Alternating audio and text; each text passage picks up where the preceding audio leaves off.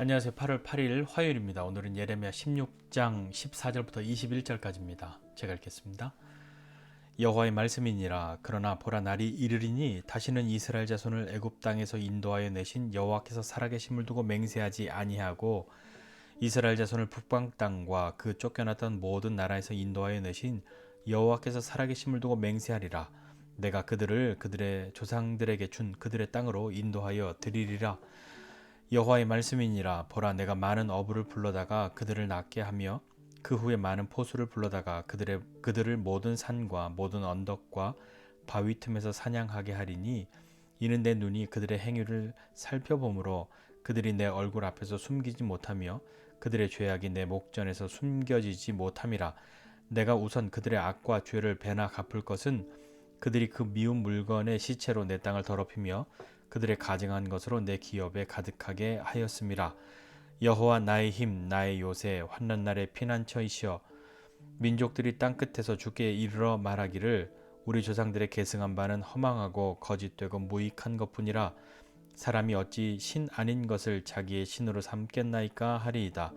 여호와께서 이르시되 보라, 이번에 그들에게 내 손과 내 능력을 알려서 그들로 내 이름이 여호와인 줄 알게 하리라. 아멘. 이스라엘 민족들의 역사상 또 가장 중요하고 큰 일들, 사건들 중에 한 가지는 바로 출애굽이었을 것입니다.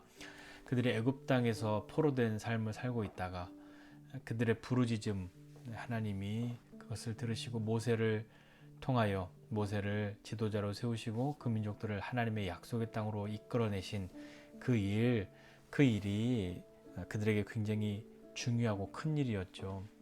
그런데 오늘 본문에 보니까 이제 이스라엘 자손들을 애굽 땅에서 인도해 내신 여호와의 살아계심을 두고 맹세하지 않는다, 하나님을 버리겠다는 얘기가 아니라요. 이제 그것이 아니라 다시 한번 그들을 또 인도해 내실 것인데 이스라엘 자손을 북방 땅과 쫓겨났던 모든 나라에서 인도하여 내신 여호와, 그 이름으로 그 살아계심을 두고 맹세한다, 이렇게 말할 정도로 출애굽과 버금가는, 아니 그것보다 더 큰 어떤 은혜, 역사, 이것을 경험하게 되는 것이 북방에서 쫓겨났던 모든 나라에서 돌아오는 것이다.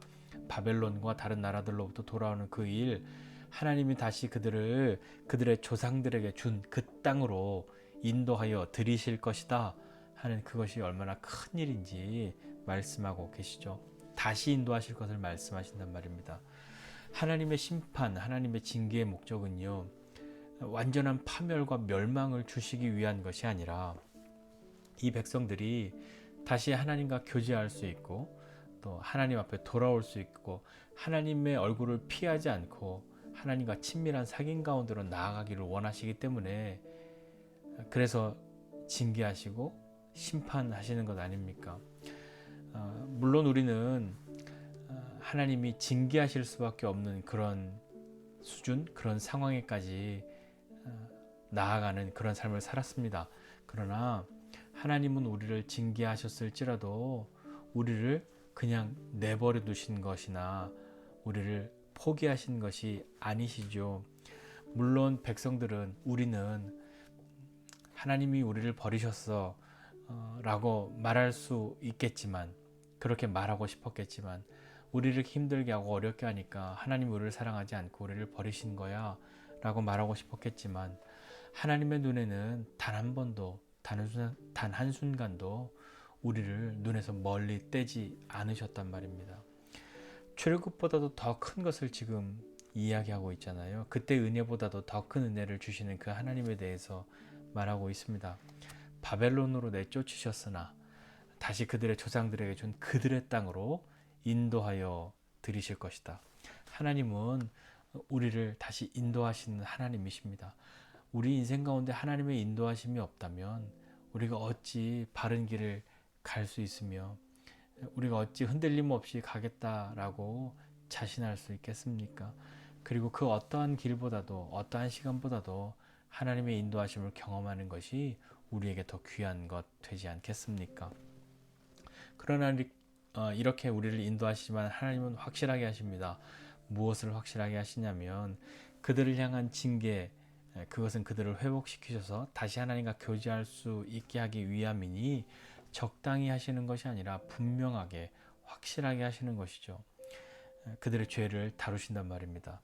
어부들을 부르십니다. 그런데 많은 어부들을 부르시고요. 포수들을 부르시는데 많은 포수들을 부르십니다. 그들로 낚게 하고 그들로 사냥하게 하는 것이죠. 정확하게 징계하신단 말입니다. 학교 다닐 때 이런 일 있죠. 다 같이 놀다가 뭐 좀 잘못했는데 선생님한테 걸려서 혼나야 되는데 혼나는데 우연치 않게 저는 안 걸린 것 같고 나는 어떻게 넘어가게 되어서 다른 친구들 다 혼났는데 나는 안 혼났다 했을 때 어떠십니까? 아니요, 저도 잘못했다고 땅을 치며 후회하고 회개하고 돌이켜서 저도 벌을 받아야 한다고 그렇게 하셨습니까? 아니면 다행이다, 안도의 숨을 내쉬면서 뭐 요즘 아이들 말로 이게 뭔 개이득이냐 개꿀이냐 뭐 그렇게 생각하지 않았겠습니까? 좋아했겠죠. 그러나 한번 보십시오. 그렇게 됐을지라도 내가 잘못한 것 알고 했는데 그 선생님 볼 때마다 마음이 어떻겠습니까? 혹시 내가 한 것 다음에라도 알게 되면 어떻게 되지? 실망하실 텐데 하는 그런 마음도 들었을 것이고요. 선생님이 자꾸 부르면 왠지 모르는 불안한 마음이 생겨나지 않았습니까? 이 백성들도 마찬가지 하나님 앞에서 숨길 수 없는 또 숨겨지지 않는 죄를 가지고 있었단 말입니다. 우상 숭배와 하나님을 하나님으로 믿지 않는 그들의 그 마음에 대해서 하나님은 분명하게 심판하시죠. 모든 산, 모든 언덕, 바위 틈에서까지도 사냥하게 하신다 하는 것은 철저하게 확실하게 만에 하나 숨어 있는 사람들, 그런 사람들 있을지라도 그들을 그렇게 낫게 하고 또 사냥하게 하시는 그 하나님이시죠. 그들의 악과 죄를 배나 갚을 것이다 라고 말씀하십니다. 그것은 그들의 우상 숭배, 그것을 분명하게 하나님이 징계하신다는 의미인 것이죠. 그렇지만 하나님은 또한 분명하게 하실 것이 있는데요. 그것이 어떤 것이냐면 그 징계의 이유가 하나님은 분명하십니다. 이스라엘 백성들의 완전한 멸망, 새로운 백성들을 내가 다시 고를 거야 하는 것이 아니라 그들로 다시 회복되어 하나님과 교제하게 하기 위함이시니 하나님이 어떤 분이신지 그들은 다시 분명하게 알게 되겠죠. 그들뿐만 아니라 다른 열방까지도 알게 된단 말입니다. 여호와 나의 힘 나의 요새 나의 환난 날의 피난처, 민족들이 땅 끝에서 주님께 나와서 이렇게 이야기합니다 라고 말하고 있는데 그것은 이스라엘 백성들이 자신들의 죄를 돌이키고 회개하면 자신들뿐만 아니라 다른 민족들까지도 구원을 얻는 그 길이 열려지게 되는 것이죠. 그렇게 돌이킨 자들에게 하나님께서 어떻게 하십니까? 마지막 오늘 본문에 보니까 보라, 이번에 그들에게 내 손과 내 능력을 알려서 그들로 내 이름이 여호와인 줄 알게 하리라. 하나님을 몰랐던 사람, 하나님의 능력이 어떤 것인지, 하나님이 어떤 분이신지 하나님을 알게 되는 그런 은혜가 있단 말이죠.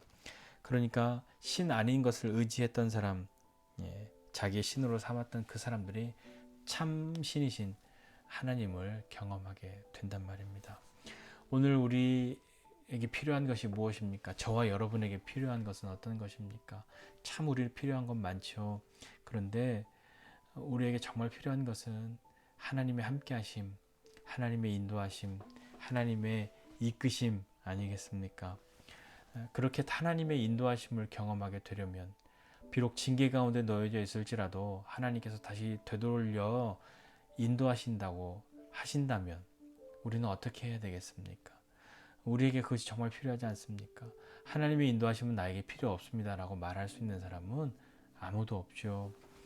우리도 매일매일 우리의 마음을 하나님께로 돌이켜야 하지 않겠습니까? 하나님이 그들을 향해 징계하시는 이유는 마음을 돌이키고 다시 이전처럼 하나님과의 관계를 회복하기 위해서 하나님 앞에 하나님이 지으신 그 모습대로 회복되어져 하나님과 교제하기 위함인데 우리는 어떠냐 말이죠. 하나님의 선하신 인도하심과 이끄심을 경험하는 삶이 되기를 원하지 않습니까? 그것을 바라지 않습니까? 그렇다면 때로 우리가 징계 가운데 놓여져 있다 하는 것 같을지라도 회초리로 나는 매를 맞고 있다라고 여겨질지라도 때로는 하나님 나는 정말 억울해요 라고 말하고 싶을지라도 이 앞서서 나온 본문의 이 앞선 부분처럼 이 백성들이 내가 뭔 잘못을 했다고 우리가 도대체 무슨 죄를 지었냐고 그렇게 말하고 싶을지라도 하나님이 밉다고 하나님 날 사랑하지 않는다고 나도 그런 하나님 보고 싶지 않다고 말하고 싶을지라도 다시는 하나님 안 볼 거라고 그렇게 말하고 싶을지라도 나는 그렇게 말하고 그렇게 행동하려고 하나 하나님은 징계를 내리시는 그때에도 우리를 향해 그분의 눈을 단 한 번도 떼지 않으신단 말입니다. 왜냐하면 하나님은 우리를 징계하시지만 우리의 고통을 즐거워하시고 그것을 보는 것을 기뻐하시는 분이 아니라 그렇게라도 해서 돌이켜야 한다는 것을 하나님은 말씀하시고 그렇게 인도하시기를 원하시기 때문인 거죠. 그분의 징계는 다시 우리를 인도하실 때 그때를 기다리시기 때문에 우리를 향해 징계하시는 것 아니겠습니까? 오늘 우리에게 필요한 것은 하나님의 인도하심이라고 우리가 믿는다면 우리의 마음을 돌이켜서 정말 하나님이 우리를 인도하시는 대로 나아갈 수 있도록 잘 들어야 하지 않겠습니까? 들어야 따라갈 수 있고 들어야 순종할 수 있는 것 아니겠습니까? 하나님은 이전보다 더 큰 은혜를 우리에게 베푸시길 원하고 출애굽보다도 북방에서 다시 인도하신 그 은혜가 얼마나 크고 놀라운 것인지 너희는 그것으로 말하게 될 것이라고 말씀하신 것처럼 다시 그들의 땅으로 인도하신 것처럼 우리를 회복시키시는 그 하나님의 은혜를 기다리고 또 바라보고 하나님의 선하신 인도하신 가운데로 나아갈 수 있는 저와 여러분 모두가 되시기를 주님의 이름으로 축복합니다. 기도하겠습니다. 하나님 아버지 은혜와 사랑을 감사드립니다. 하나님 참으로 우리 삶에서 우리 인생 가운데에서 나에게 베푸시는 하나님의 은혜가 이제 더 이상 없는가 끊어졌는가 라고 생각되어지고 하나님이 어찌 나를 이렇게 외면하시고 버리시고 징계 가운데로 이렇게 고통 가운데로 그냥 내버려 두실 수 있는가 라고 말하는 그런 때가 있겠으나 하나님은 우리를 향해 징계하실 때에도 단 한 번도 단 한 순간도 우리를 향한 그분의 눈을 떼지 않으시고 우리를 바라보시며 다시 우리를 인도하실 때까지 다시 우리를 회복시키실 때까지 하나님은 바라보시고 그때가 되었을 때에 우리를 인도하시는 다시 교제할 수 있도록 열어주시는 하나님이신 줄 믿사오니 하나님 아버지 오늘 우리가 주님의 인도하심을 따라 나아갈 수 있도록 우리의 마음을 새롭게 하여 주옵소서. 주님께서 우리에게 말씀하실 때에 돌이키게 하여 주시고 주님 앞으로 다시 나아가 기꺼이 주님의 품에 안기는 믿음의 사람들이 다 될 수 있도록 은혜를 더하여 주시옵소서. 감사드리고 예수님의 이름으로 기도드립니다. 아멘.